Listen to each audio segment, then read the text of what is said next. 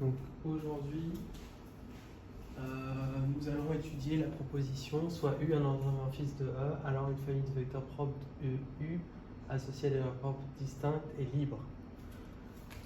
Alors pour cela, on va faire d'abord un exemple. Donc, l'exemple, ça va être la matrice 1, 1, 0, 2. Donc on va calculer les valeurs propres de la matrice, les valeurs propres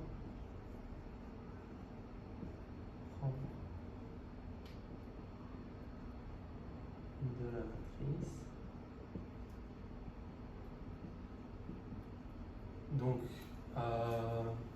pour ça, il va falloir, on va donc utiliser le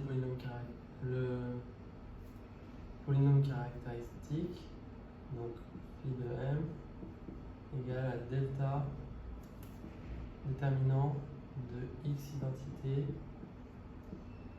moins lambda. Et donc ça donne, c'est le déterminant de x moins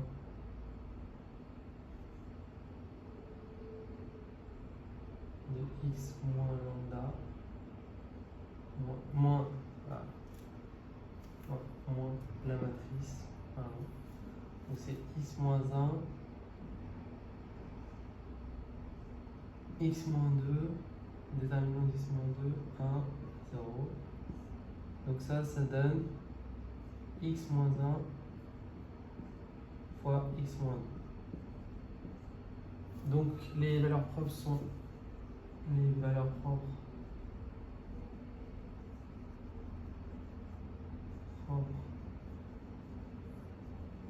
sont 1 et 2. Donc maintenant on va calculer les vecteurs propres. Alors pour calculer les vecteurs propres, on considère la matrice de nouveau. Donc la matrice 1, 1, 2, 0. Donc pour la première valeur propre, ça nous donne le système qui est là. Et donc ça nous donne que y égale 0 et x égale x. Donc ça nous dit que en fait l'espace propre associé à la valeur propre 1, c'est vect de 1, 0. Vect de 1, 0. Donc voilà, donc là on a calculé les vecteurs propres. Maintenant, on calcule le vecteur propre, l'espace des vecteurs propres pour l'autre. Donc ça fait pour la deuxième valeur propre. Donc x, y égale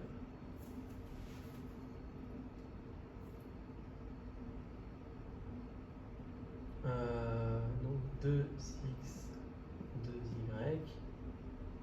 Donc là, ça nous donne y égale y. Et x plus y égale 2x. Donc y égale x. Donc ça me donne y égale x. Donc l'espace propre associé à la valeur propre 2, ça va être vect de 0, 1, de 1, 1, pardon, de 1, 1. Voilà, donc là on a trouvé, donc on a commencé par un exemple,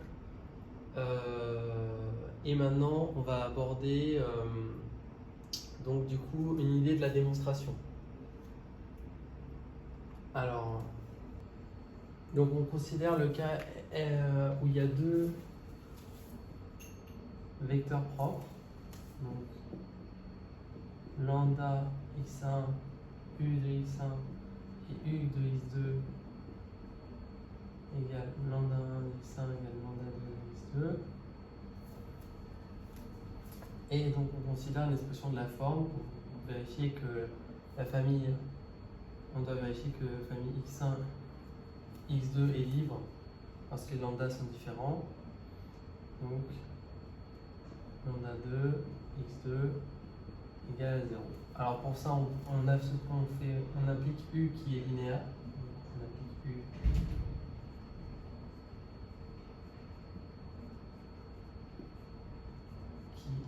est linéaire. Donc lambda 1 u x1 plus lambda 2 u x2 est égal à 0. Donc on remplace, donc on a lambda 1 x1 plus lambda 2 plus epsilon lambda 2 x2 égale à 0. Et donc ces deux équations, donc l'équation 1 et l'équation 2, nous donnent le système,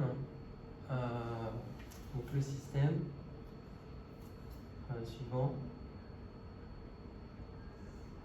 Donc 1, 1, lambda 1, lambda 2 fois alpha 1 x1, alpha 2 x2. Donc voilà, est égal à 0.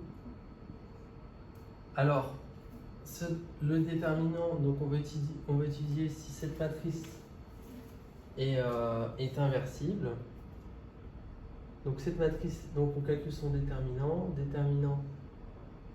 de 1, 1, lambda 1, lambda 2. Et donc ça, c'est lambda 2 moins lambda 1. Et donc on voit que le déterminant, il est différent de 0 si lambda 1 est différent de lambda 2. Donc pour le cas où il y a deux valeurs propres distinctes, on a montré le résultat. Et bon, on peut généraliser ce résultat. On peut généraliser